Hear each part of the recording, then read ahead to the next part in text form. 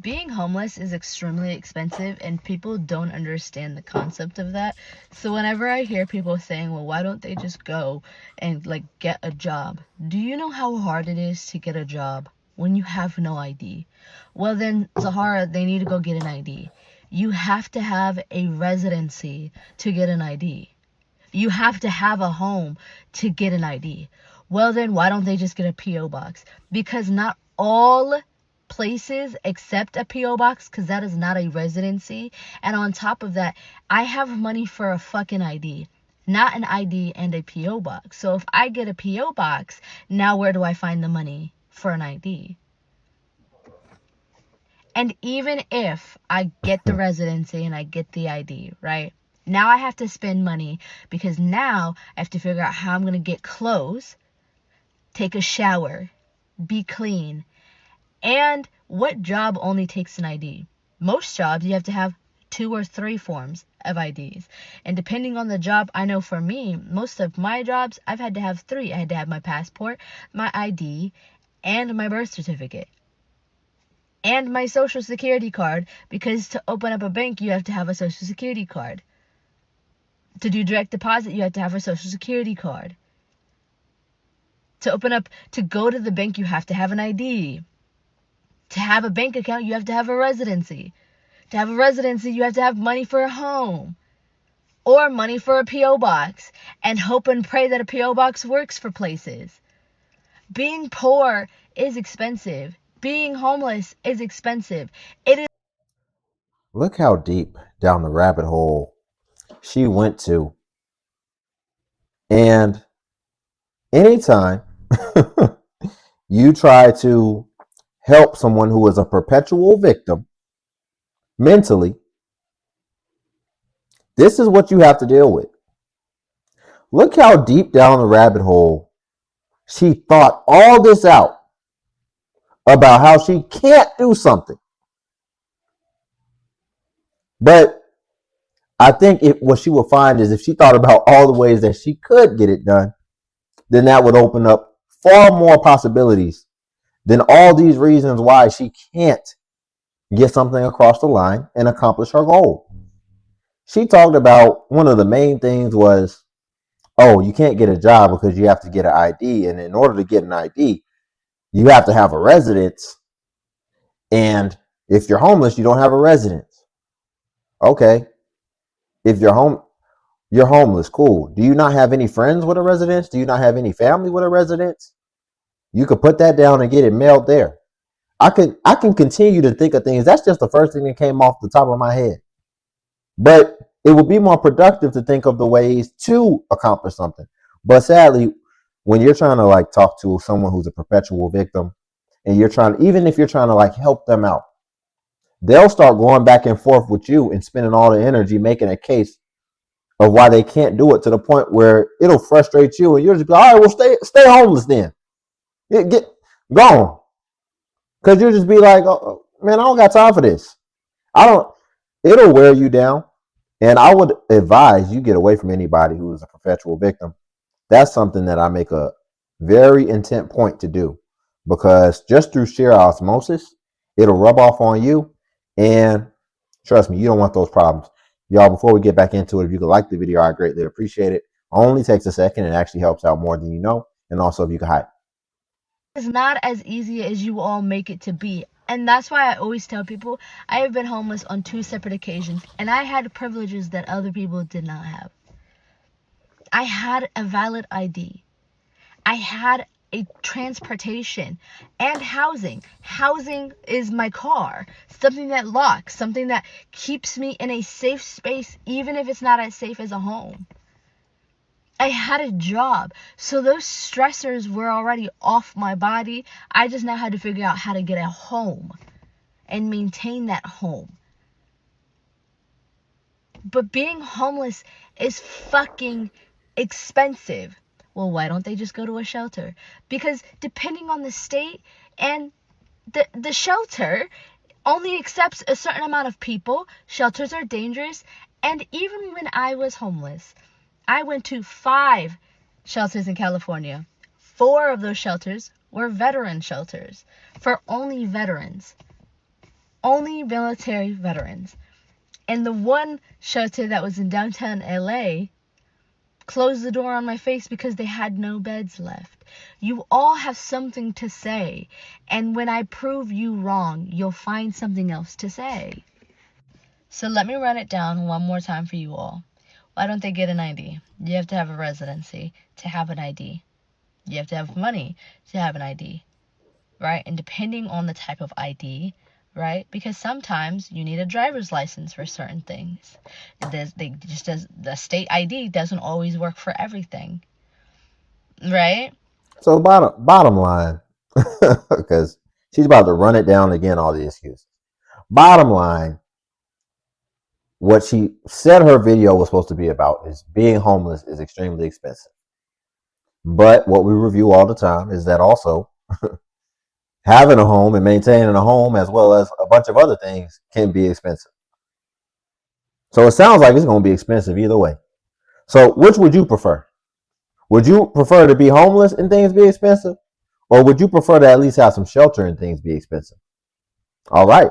Well, let's figure out how to get some shelter and worry about things being expensive then. Right? I think that's a much better situation we can all agree on. But thinking of all these ways of how you're going to stay perpetually homeless. And then funny enough, I'm looking at her thing. I think she So you need a mentioned it. residence. It says, by the way, I'm not homeless. This is education for those who speak on homeless people without any knowledge of what it takes to get out of being homeless. She ain't even homeless, but she's been homeless twice, like she said. And it's probably going to be a third time if you keep on focusing on this. You've already gotten past that. Why are you still focused on it? Why do you care?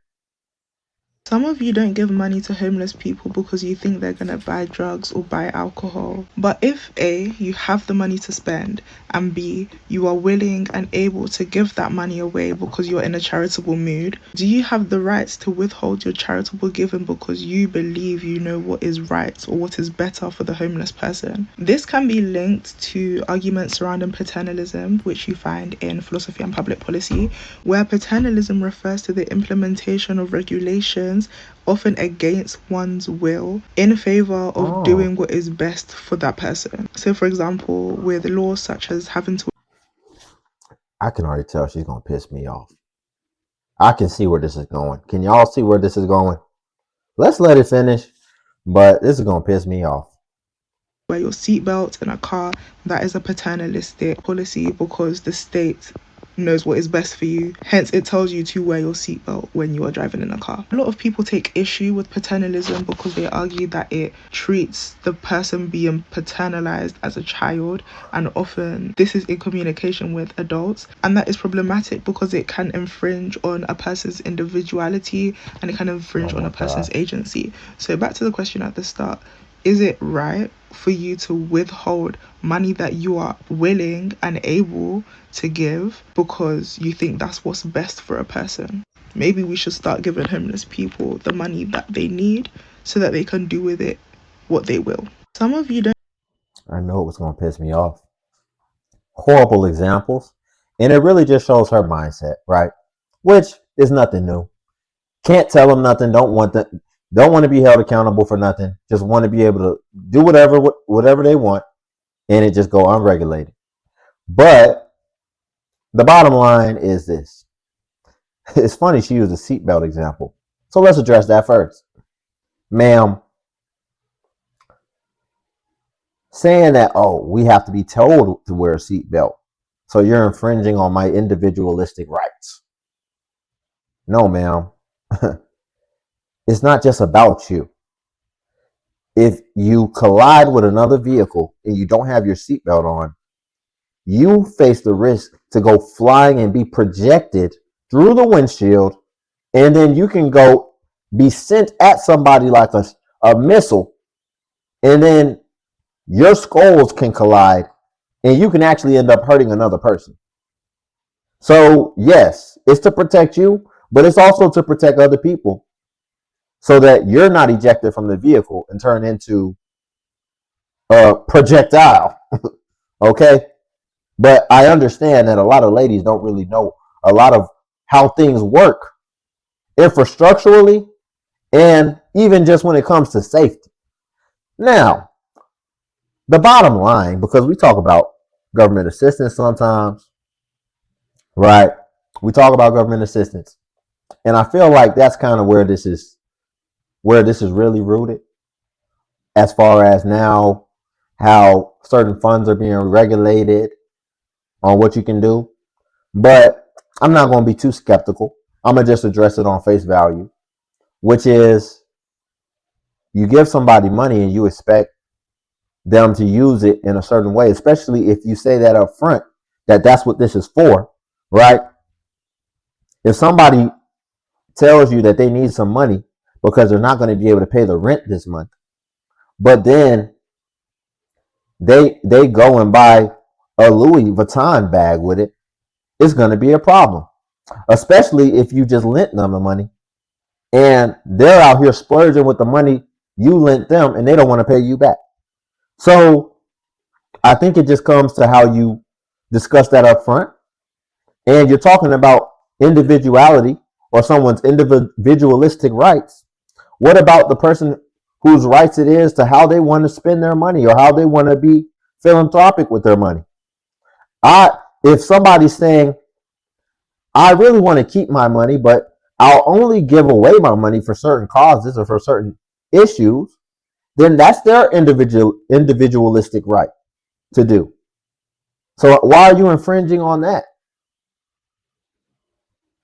Don't don't me don't let me broadcast that, hey, I have some money available for people in this situation. Maybe that's a situation that I've dealt with in the past, and that's who I want to donate my money to.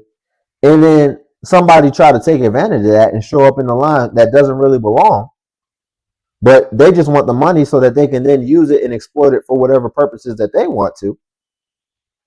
You just infringed on what I actually intended for that money to be spent on.